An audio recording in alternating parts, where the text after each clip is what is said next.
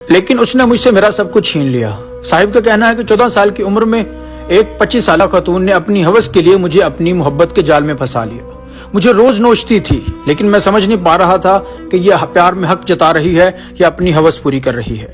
ایک دن میں نے اسے کہا کہ میں تجھ سے محبت کرتا ہوں، میں تجھ سے شادی کرنا چاہتا ہوں۔ اس نے شادی کے لیے حامی بھر دی، لیکن کہنے لگی کہ پہلے تم اپنے گھر میں بات کرو، اگر تمہارے گھر والے مان جائیں گے تو میں تجھ سے شادی کروں گی۔ میں نے کہا ٹھیک ہے، میں اپنے گھر میں بات کرتا ہوں۔ کچھ وقت گزرا، میں نے اپنے گھر میں بات کی تو گھر والے ماننے کو بالکل تیار نہیں تھے، کیونکہ میری منگنی خالہ کی بیٹی سے ہو چکی تھی۔ میں نے کھانا پینا چھوڑ دیا، بہت بیمار رہنے لگا۔ گھر والے بیٹے کی خوشی کے عقد میں مرتے تو کیا نہ کرتے، انہوں نے مان گئے، وہ سب کچھ انہوں نے کرنے کے لیے تیار ہو گئے۔ لیکن جب میں نے محترمہ کے گھر میں عمر بتائی تو گھر والوں کی پیروں تلے سے زمین نکل گئی کہ اپنی اماں کی عمر سے شادی کرو گے۔ خیر میری ضد تھی، میری محبت تھی، تو گھر والے اس ضد کے آگے گھٹنے ٹیک گئے، مان گئے۔ میں نے اس سے بات کی، کہتی ہے ٹھیک ہے جی، بہت خوش ہوئی وہ۔ اس نے میرے گھر والا میں امی ابو بہن بھائی سب سے بات کی، سب کو اپنے اعتماد میں لے لیا اور مجھے اور زیادہ نوچنے لگی۔ میں نے جب کہتا کہ اپنے گھر میں بات کرو تو کوئی آلے والے ٹال کے تو بات ختم کر دیتی۔ بالآخر کہتی کہ میرے گھر والے نہیں مانیں گے، قرآن کی قسمیں کھاتی، جھوٹی اللہ کی قسمیں کھاتی کہ میں گل سڑ جاؤں گی لیکن تیرے علاوہ کسی کی نہیں ہوں گی۔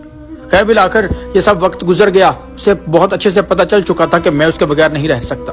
میری اس نے سٹڈی ختم کروا دی۔ نمبر یونیورسٹی میں بہت اچھا اسٹوڈنٹ تھا، اس نے وہاں سے میری سٹڈی ختم کروا دی۔ میں میری کہیں پرائیویٹ سرکاری جاب ہوتی تو کہتی یہ جاب نہیں کرنی، یہ نہیں کرنا تو وہ نہیں کرنا، تم اپنے پیروں پہ کھڑے ہو۔ اس نے مجھ سے میرا سب کچھ چھین لیا۔ پھر بالآخر اتنی سرکاری جاب کے ٹیسٹ دیے تھے کہ میری جابز آنا سٹارٹ ہو گئی۔ جب بھی میری کی جاب کے لیے اپائنٹمنٹ آتا تو میں اسے کہتا کہ میری فلاں جاب لگ گئی ہے، تو مجھے کہتی نہیں یہ نہیں کرنی کوئی اور کرو، وہ نہیں کرنی کوئی اور کرو۔ میں سمجھے شاید محبت میں اپنا حق جتا رہی ہے، میں اس کے بغیر رہ نہیں پا رہا تھا، یہ بات وہ بہت اچھے سے جانتی تھی۔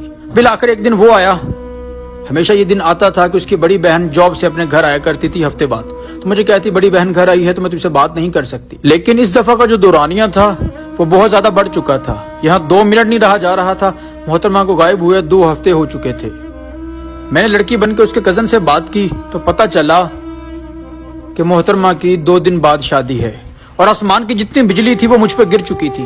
قریب تھا کہ میرا دل پھٹ جاتا اور میں مر جاتا۔